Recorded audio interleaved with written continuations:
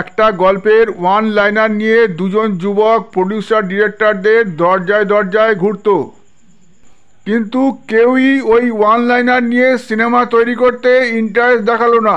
এরকম অবস্থায় ওই দুজন যুবক, যাদের নাম জাভেদ আখতার ও সেলিম খান, একদিন শিপ্পি ফিল্মসের অফিসে বসে গল্প করছিল।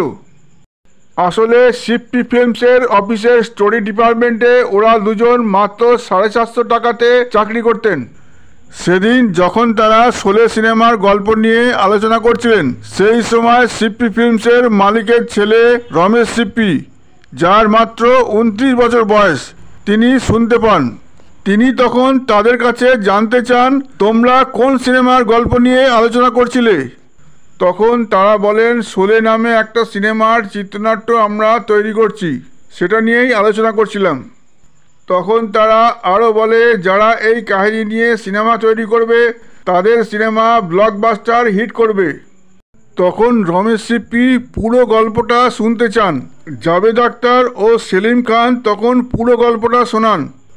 গল্প শুনে শোলে সিনেমার স্বত্ব 1 লাখ টাকা দিয়ে কিনে নেন রমেশ শিপ্পি। দিনের পর দিন একটা ঘরে স্টোরি নিয়ে ডিসকাস করতেন তারা। চায়ের পর চা খেতে খেতে ওরা কোন দৃশ্য রাখবেন আর কোন দৃশ্য বাদ দেবেন সেটা নিয়ে আলোচনা করতেন। কয়েক মাস ধরে গল্প নিয়ে কাটাছেঁড়া চলতে চলতে একসময় স্ক্রিপ্ট ফাইনাল হয়ে গেল। প্রথমে শত্রুঘ্ন সিনহাকে বীরুর রোলটা করার অফার দেওয়া হয়েছিল। শত্রুঘ্ন সিনহা রাজি না হয় ধর্মেন্দ্রকে বললে ধর্মেন্দ্র সর্বোচ্চ পারিশ্রমিক দাবি করেন। ধর্মেন্দ্রর দাবি মেনে নিয়ে তাকে সর্বোচ্চ পারিশ্রমিক দেওয়া হয়, তাকে 1.5 লাখ টাকা দেওয়া হয়। তারপর অমিতাভ বচ্চনকে 1 লক্ষ টাকা পারিশ্রমিক দেওয়া হয়। গব্বর সিংয়ের রোলটা প্রথমে ড্যানির করার কথা ছিল, কিন্তু ড্যানি অন্য একটা সিনেমার শুটিং করতে আফগানিস্তান যাবেন বলে এই সিনেমার শুটিং করতে পারবেন না জানিয়ে দেন।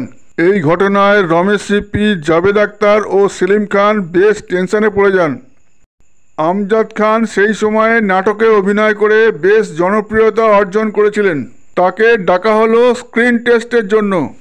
স্ক্রিন টেস্টে পাস করলে তাকে 50,000 টাকায় চুক্তিবদ্ধ করলেন রমেশ শিপ্পি।